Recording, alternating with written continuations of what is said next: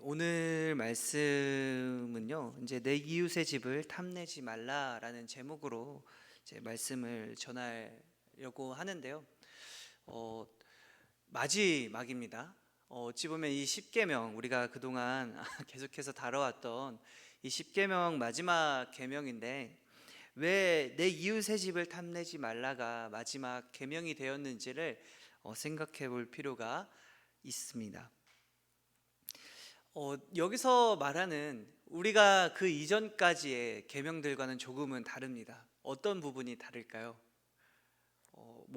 목적어가 등장을 했습니다. 드디어 내 이웃의 집을 탐내지 말라라고 했죠. 근데 그 이전까지는 그냥 살인하지 말라, 간음하지 말라, 도둑질하지 말라, 사실 어찌 보면 목적어가 등장하지 않는 그런 계명들이 많이 있었는데요.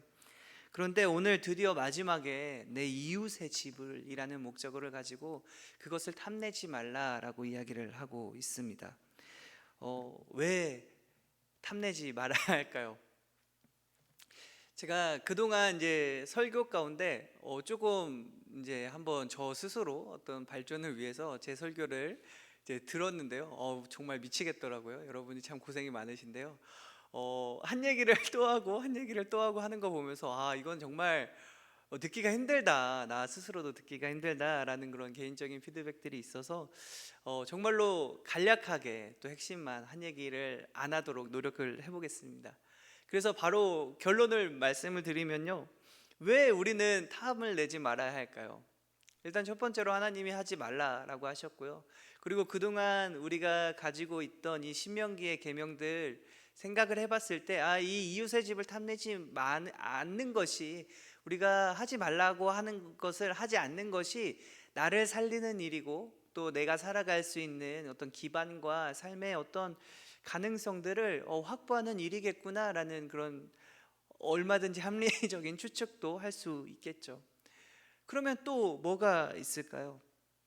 왜 우리는 이웃의 집을 탐내지 말아야 하는가? 그러면 이런 참 결론은 나왔죠. 아까 말했듯이 우리의 삶의 가능성을 위해서, 우리가 살아가기 위해서 우리는 우리의 이웃의 집을 탐내지 말아야 한다라는 그런 결론을 내렸는데요. 그러면 왜 우리는 이웃의 집을 탐내냐라는 거예요. 이웃의 집을 탐내는 이유가 뭘까요? 하나님께서 명백하게 그 이전에는요 목적어가 없었단 말이죠. 근데 지금 타겟이 확실합니다. 명백하게 내 이웃의 집을 탐내지 말라라고 이야기를 하고 있는데, 그럼 내 이웃의 집이라는 그 의미는 도대체 무엇인지, 그리고 탐내지 말라, 탐내다라는 그런 단어의 의미는 무엇인지 우리가 깊게 생각해 볼 필요가 있다라는 것이죠. 그런데 참 쉽습니다. 탐내다가 무슨 뜻이죠? 가지고 싶어 하다, 욕심을 부리다, 내가 그것들을 얻고 싶어 하는 마음, 그것들을 가지고 싶어 하는 마음, 결국 욕심이겠죠. 욕심 부리지 말라라는 것이죠. 내게 없는 것들, 남에게 있는 그 어떤 것, 내 주변에 있는, 내 이웃에 있는 그 어떤 것도, 그 집에 있는 그 어떤 것도요, 욕심내지 말아라라는 어떤 본문, 그런 계명이 오늘 마지막 계명이다라는 것입니다. 어렵습니다. 그런데 어려워요.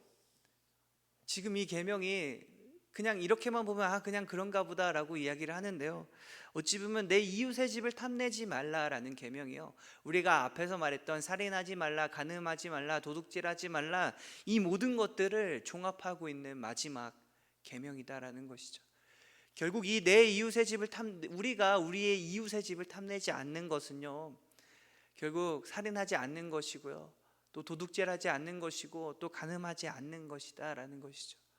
그렇게 함으로써 결국에 이루고자 하는 것은 우리가 공동체로서 살아가게 할 수 있는 방법이었다라는 것입니다.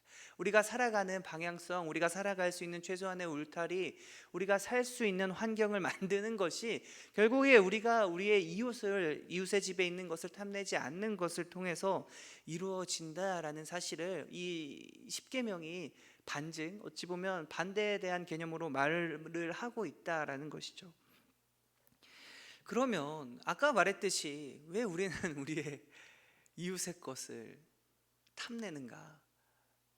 왜 우리는 그런 욕심을 부리게 되는가? 우리 옛말에 이런 말이 있죠. 사자성어인데요. 여러분 혹시 견물생심이라는 말을 들어보셨나요? 네, 금시초문이라는 표정을 계신 분이 몇 분 계신데, 네, 그럴 수 있습니다. 근데요, 견물생심이 무슨 말이냐면요, 마음이 없었습니다. 욕심이 없었는데 어떤 좋은 것을 보고, 어떤 참 탐스러운 것을 보고, 어떤 이쁜 것을 보고, 내가 그것을 보고 욕심이 나는 마음들, 그런 욕심 자체가 없었는데 어떤 것을 보고 저절로 생겨나는 그런 욕심의 마음들을 견물생심이다라는 것이죠. 그래서 아예 욕심 날 것을, 아니면 어떤 좋은 것을 내가 욕심이 낼 만한 그런 상황들을 보고 그런 자리에 있는 것을 피하라는 게 이 사자성어의 어찌 보면 가장 큰 교훈일 수가 있는데요. 참 우리가요, 이 욕심이 생겨나는 부분을 참 깊게 생각해 볼 필요가 있다라는 것이죠. 그럼 욕심이 무조건 나쁜가? 우리가 욕심을 부리는 것이 항상 나쁜가? 지금 결국 탐내지 말라라고 하는 말은요, 욕심내지 말라라는 말인데 명백하게 목적어는 있죠. 내 이웃의 것을이라는, 이웃의 지배라는 것을 욕심내지 말라라고 하는데, 그럼 우리가 욕심내는 것이 무조건 나쁜 일인가? 나쁜 일일 수가 없겠죠. 우리가 어떤 향상심도 사실은 욕심이 될 수 있겠고, 우리가 무엇을 향하여 무엇을 이루려는 것도 그런 욕심의 한 종류가 될 수 있겠는데, 근데 그렇기 때문에 그 중에서 명백하게 오늘은 욕심내지 말아야 할 그런 방향성을 오늘 성경은, 오늘 십계명은 제시를 하고 있다라는 것입니다. 그러면 우리가 이 욕심에 대해서 깊게 생각해 봤을 때 욕심은 어디서 나오는가? 우리가 과연 이 욕심이 일어나는 것을 우리가 스스로 컨트롤할 수 있는가? 우리가 가지는 그 욕심들은 올바른 욕심인지 올바른 것인지 우리가 스스로 판단하고 진단하며 그것들을 잘 이끌어갈 수 있는가? 생각해 봐야 한다라는 것이죠. 그러면 이 욕심으로 인하여 일어나는 일이 무엇인가? 여러분, 살인이 일어날 수 있고요, 도둑질이 일어날 수 있고, 간음이 일어날 수 있겠죠. 그것 말고도 너무나 많은 다양한 안 좋은 일들, 또 죄악들이 일어날 수 있게 되는 게 이 욕심 때문이다라는 것이죠. 그런데 우리가 욕심을 생각을 해봤을 때 가장 주요하게 살펴봐야 하는 부분이 뭐냐면, 우리 스스로 참 욕심을 두 가지 부분으로 나눌 수 있다라는 것입니다. 하나는 우리의 이성적인 욕심이 있을 수 있겠죠. 도구적 욕심이라고 할 수 있겠습니다. 내가 어떤 것들을 이루기 위해 그 어떤 도구가 필요할 때 그 도구로서의 욕심을 우리가 생각할 수 있는데, 그것 말고도요, 우리 감정적, 우리 마음에서 본능적으로 일어나는 욕심이 있다라는 것이죠. 내 안에서 일어나는 그 욕심이 분명히 있다라는 것입니다. 그런데 이 욕심은 참 컨트롤하기가 어렵습니다. 왜 그럴까요? 여러분, 내가 어떤 것을 하고 싶을 때, 내가 어떤 욕심이 들었을 때, 내가 어떤 것을 얻고 싶을 때 어떻게 하시죠? 정말 그냥 합니다. 그 욕심을 이루기 위해서 행동이 다 자연스럽게 나가죠. 내가 어떤 것들을 얻기 위해서 자연스럽게 이게 옳은 행동인가, 이게 맞는 행동인가, 이게 참 올바른 일인가라는 그런 어떤 이성적이고 객관적이고 보편적인 어떤 진단이 없이 그냥 한다라는 것이죠. 이게 내 안에 있는 어떤 욕심에 대한 나의 자연스러운 반응이다라는 것입니다. 내가 욕심이 났는데요, 내가 저것을 빨리 이루고 싶고 하고 싶은데, 근데 그것을 참고 기다리고 내가 이런 것들을 이루는 게 맞는가 생각할 수 있는 사람, 성숙한 사람이겠죠. 그런데 그런 사람을 우리가 실제로 옆에서 보면요, 이상한 사람이라고 생각할 수 있다라는 거예요. 어떤 느낌이냐? 우리가 충동 구매를 많이 할 때가 있죠. 그리고 우리가 어떤 것들을 소비를 하면서, 우리가 어떤 것들을 얻으면서 오는 기쁨과 즐거움이 참 크다라는 거예요. 내 욕심을 채우면서 얻을 수 있는 게 나는 참 큰데, 내가 어떤 것들, 내 욕심으로 어떤 것들을 얻음으로써 나를 채워가려고 하는데요, 그런데 그 갈 때 어떤 방해가 있거나 내가 그것들을 하지 못하거나 내 욕심을 이루지 못할 때, 여러분, 우리에게 일어나는 어떻게 보면 가장 당연하고 가장 빠르고 가장 자연스러운 반응은 어떤 반응일까요? 여러분이 하고 싶은 일을 못할 때 어떤 반응을 느끼시나요? 그렇죠. 우리 짜증난다라고 이야기를 해주셨거든요. 맞습니다. 짜증이 납니다. 그리고 화가 나고 기분이 안 좋아진다라는 것이죠. 욕심을 이루지 못할 때. 여러분, 근데 그 말은요, 이 욕심이 나의 감정과 연결되어 있다라는 것이죠. 내가 이 욕심으로 인하여 이 욕심을 이루지 못할 때는 내 감정이 변한다라는 것이죠.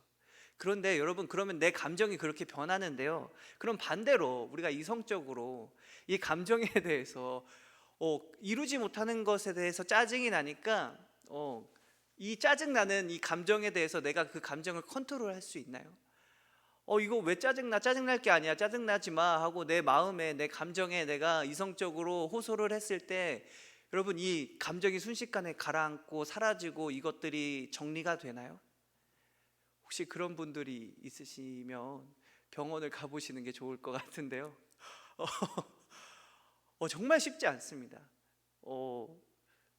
이게 단편적인 예로요, 특히 남자들도 쉽지 않은데 더 보면 여성분들이 더 어려운 것 같아요. 특히나 뭐 연애를 하거나 어떤 남자친구나 뭐 여자친구에게 서운한 일이 있거나 했을 때, 아니면 정말 마음에 들지 않는 행동을 했을 때 내가 어떻게 반응하는가, 그 사람을 이해하기보다 일단은 짜증이, 서운함이 먼저 올라온다라는 거예요. 그러면 그 상황 가운데서 바로 이성적인 대화와 객관적인 대화와 우리가 그렇게 말하는 T의 그 사고를 온전히 할 수 있는가? 아무리 T여도요, 화가 나는 순간에서, 그 감정이 그렇게 상한 순간에서 이 감정을 배제하고 이야기를 할 수 있는가? 어렵다라는 것이죠. 남자들이 보편적으로 그런 일을 조금은 잘할 수 있는 그런 성향이 있긴 하지만, 그럼에도 불구하고 여러분, 사람인 이상 감정이 일어났을 때 그 감정을 배제하고 내가 객관적으로 행동하거나 사과하거나 대화를 하기가 어렵다라는 사실을 우리는 성경적으로도 그렇지만 우리가 일반적으로 우리 경험 가운데 또 학문적으로도 명백하게 증명된 사실이다라는 것이죠. 그러면 욕심을 컨트롤하거나 그렇죠. 시리도 답해줬는데요.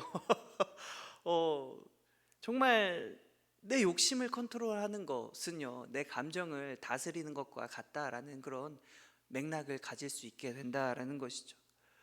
또 내 감정을 다스린다고 그 내 욕심이 사라지는 것도 아니다라는 것이죠. 그래서 내가 내 욕심을 절제하고 내 욕심을 내가 컨트롤하고 내가 내 욕심을 부리지 않는 일은요, 우리에게 정말로 어찌 보면 불가능한 일이다, 불가능한 일인 것으로 사실 우리는 생각할 수밖에 없다라는 것이죠. 근데 차라리 여기서만 그쳤으면, 우리의 존재를 살펴봤을 때, 존재론적으로만 봤을 때도 우리는 우리의 욕심을 이길 수가 없는 그런 상황인데요, 근데 그럼에도 그것뿐만 아니라 어떤 상황을 우리는 마주하고 있는가?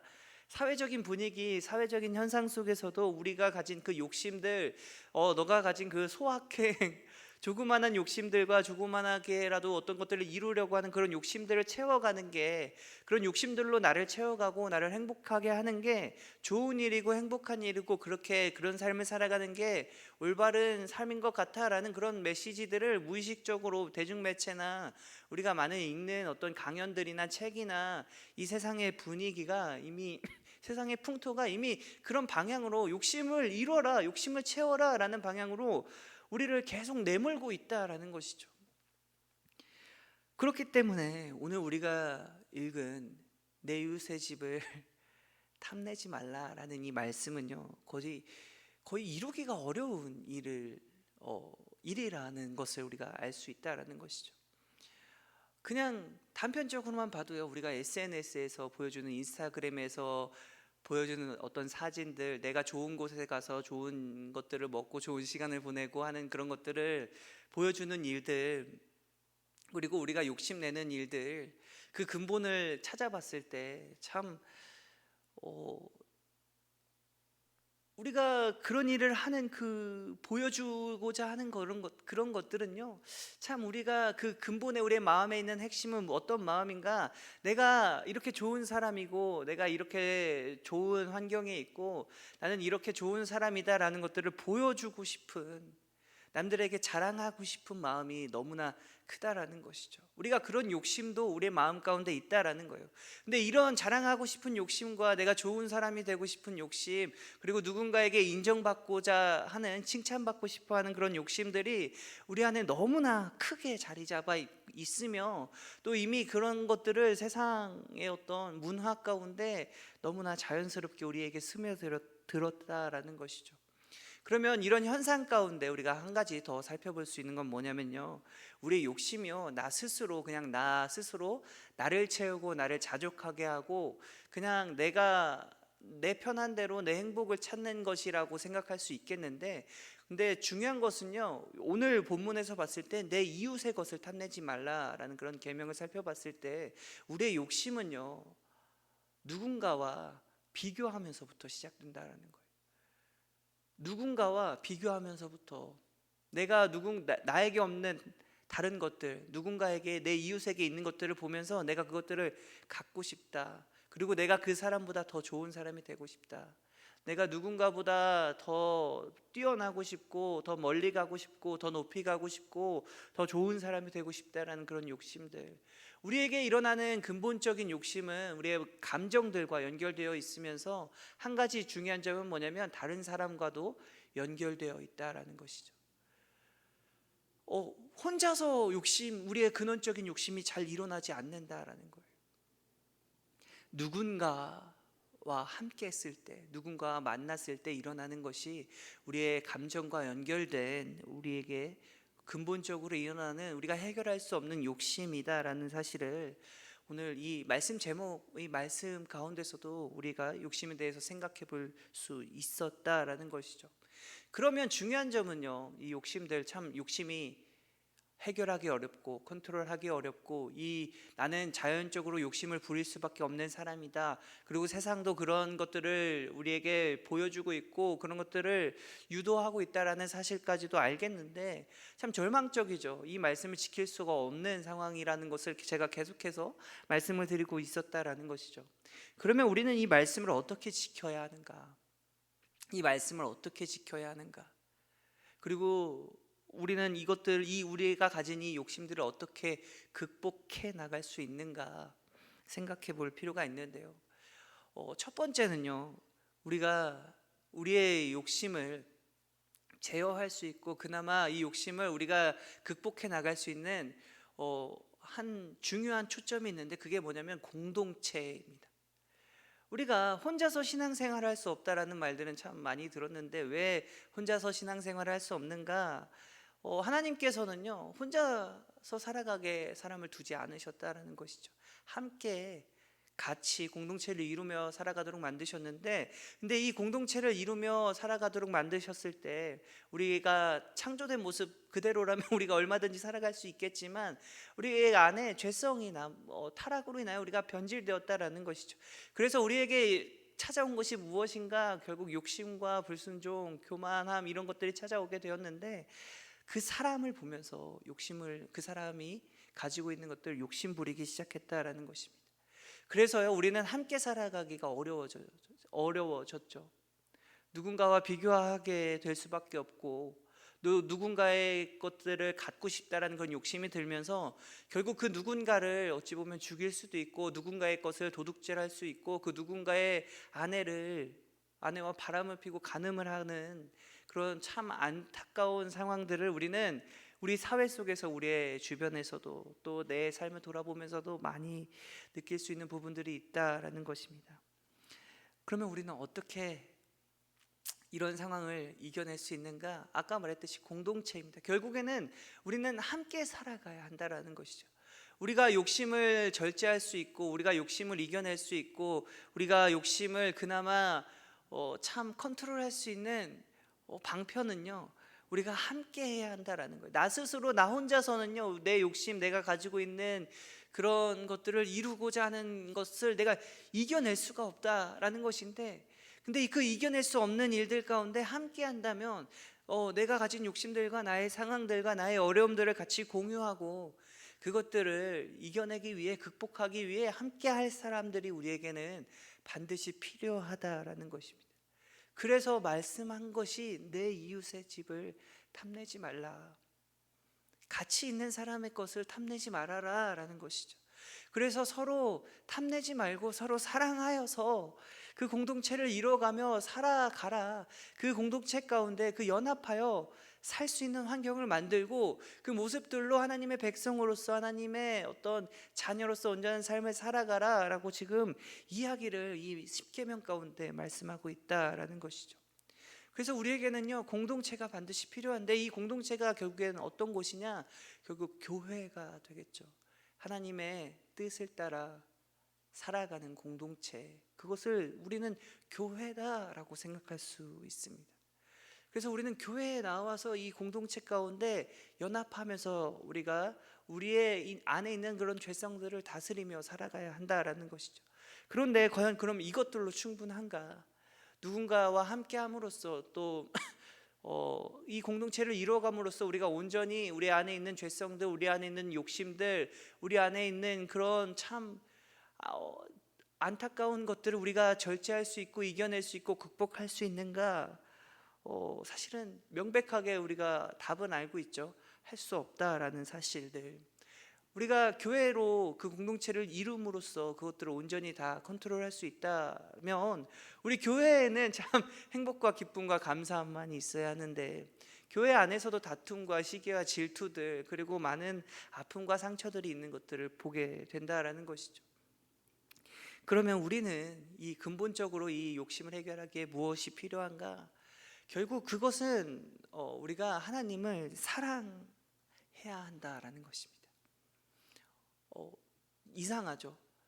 욕심을 해결하는 것들, 내 안에 있는 욕심을 해결하기 위해서 우리는 어떻게 해야 하는가를 다루고 있는데 갑자기 결론이 딴 데로 간 것만 같습니다. 하나님을 사랑해야 한다라는 결론을 내게 됐는데요. 왜 하나님을 사랑해야 하는가? 욕심 때문은 아니겠지만 우리가 하나님을 사랑할 때 어떤 일들이 벌어지는가? 우리에게 있는 그 욕심들을 우리는 채우기 위해서, 그러니까 나의 빈 곳을, 내가 가지지 못한 것, 나에게 없는 것을 우리는 항상 원하며 갈구하며 그것들을 채우기 위해서 일어나는 것이 우리 안에 있는 그 욕심인데요. 우리 안에 그 욕심을 우리의 욕심이라기보다 이 욕심이 일어나는 공간을 내가 가지지 못한 부분, 내가 이 공허한 부분을 채우기 위해서는요, 가장 필요한 것이 하나님이다라는 것입니다. 우리가 창조되었을 때 우리가 만들어진 그 근본적인 것은요, 하나님과 함께하고 하나님과 관계하면서 하나님과 같이 함께 살아가기 위해서 우리는 창조되었는데요. 그렇기 때문에 우리에게는요, 우리 인간들이 서로에게 어떤 채워지지 않는, 우리 내면에는 우리가 우리 스스로 채울 수 없는 그런 부분들이 존재한다라는 것입니다. 근데 그 부분들을 채우려고 하는 것이 욕심이다라는 것이죠. 그리고 그것들을 채워가면서 살아가는 것이 세상 사람들의 삶이며 또 우리의 삶인데, 이 욕심을 채우기 위해서 살아가는 것이 아니라 결국에 그 부분을, 그 공허한 부분을 채울 수 있는 것은 결국 우리에게 주어지는 구원하심과 하나님의 그 사랑하심이 있을 때만 우리의 그 공허함이 채워진다라는 사실을 우리 성경 말씀 가운데 우리는 너무나 또 우리의 삶 가운데 명백하게 알 수 있게 되는데, 그 채우심이 있어야만 우리가 욕심을 부리지 않게 된다라는 것이죠. 하나님의 채우심이, 그 하나님의 사랑하심이, 하나님의 함께하심이 우리에게 없다면요, 우리는 항상 무언가를 갈구하게 됩니다. 항상 무언가로 우리를 채우려고 한다라는 것이죠. 그런데 우리가 하나님을 알고 하나님이 나의 안에 하나님의 그 사랑이 나에게 채워질 때 우리에게 일어나는 가장 자연스러운 반응은요, 우리가 하나님을 사랑하게 될 수밖에 없습니다. 하나님이 어떤 분이신지를 알기에, 하나님이 나를 정말로 사랑하시기에 내가 하나님을 사랑할 수밖에 없게 된다라는 것이죠. 그런데요, 우리가 누군가를 사랑할 때요, 우리가 정말로 하나님을 사랑할 때, 그리고 누군가를 사랑할 때, 여러분 그 순간에 우리는 한 가지 참 특이한 경험을 하게 되는데요. 어떤 경험을 하게 되는가? 나의 필요와 어찌 보면 나의 그 욕심들이 있을 수 있습니다. 그리고 내가 이런 일들을 하는 게 좋을 수 있는데, 근데 그것보다 내가 사랑하는 그 사람의 어찌 보면 이루고자 하는 일들, 그 사람의 것을 나의 것보다 더 우선시하는 경향들, 나보다 그 사람이 더 채워졌으면 좋겠고, 나보다 그 사람이 더 좋았으면 좋겠고, 사실 내 상태, 내 상황보다 그 사람의 상태와 상황에 집중하게 되는 게 우리가 누군가를 사랑할 때 그런 일을 경험하게 되는데요. 근데 우리가 그것처럼 우리가 하나님을 사랑하게 되어야 한다라는 것이죠. 우리가 그렇게 하나님을 사랑할 때, 그리고 하나님이 사랑이 나의 안에 있을 때, 나의 안에 거할 때, 우리는 우리의 드디어 욕심을 벗어나서 하나님께 집중하면서 하나님이 원하시는 대로, 우리가 만들어진 대로, 창조된 대로 우리가 온전히 살아갈 수 있게 된다라는 것을 우리 십계명을 마무리하면서 정리하고자 합니다. 그래서 말씀을 마무리하겠습니다. 이 십계명을 어떻게 마무리할까? 이 십계명 참 많은 1계명부터 이 십계명까지 참 오랜 시간을 우리가 설교 가운데 같이 함께해서 왔는데요. 결국에 이 십계명이 가지는 가장 근본적인 목적은 우리를 살리기 위함이다라는 것이죠. 여기서 말하는 것은 우리를 살리기 위함이다라는 것은 우리에게 자유함을 주시기 위함이다라는 사실을 기억했으면 좋겠습니다. 참 역설적이게도요, 우리가 하지 말라라는 계명들, 우리가 하지 말아야 하는 것들, 우리가 구속받고 제약을 받고 그것들을 하지 않음으로써 우리가 힘들고 어렵고 우리가 그것들을 지키는 게 어렵다라는 사실들, 우리가 말씀 가운데 지금까지 설교 가운데 계속해서 다뤄왔는데요. 근데 그 말씀이 결국에 우리가 하지 말라고 하는 그 말씀이 우리에게 무엇을 주려고 하시는 것이었나? 하나님께서 우리에게 이 십계명을 주시면서 근본적인 목적이 무엇이었나? 우리에게 자유함을 주시기 위함이다라는 것이죠. 하나님께 나아오는데 자유하게 하고요, 우리가 함께 살아가는데 자유하게 하고, 우리가 살아가고 우리가 정말로 주님 안에서 행복하게 살아가는데 자유할 수 있도록, 더 이상 죄에 얽매이거나 어떤 실패와 아픔과 좌절과 절망에 빠져서 힘들어하지 않을 수 있도록, 그것과 그런 어려움 가운데서도, 그런 죄악 가운데서 우리가 온전히 자유할 수 있도록 하나님께서 이 십계명을 우리에게 주셨다라는 사실을 꼭 기억했으면 좋겠습니다. 그러면서 우리에게 주시는 가장 큰 메시지는요, 첫 번째는 그 자유함을 주시는 분이 바로 하나님이시다라는 그 계명과, 그리고 우리가 함께 살아가는 데 있어서 우리가 반드시 하지 말아야 할 것들, 우리가 내 이웃의 집을 탐내지 말아라, 욕심 부리지 말아라 라는 그런 계명을 우리에게 주셨다라는 것이죠.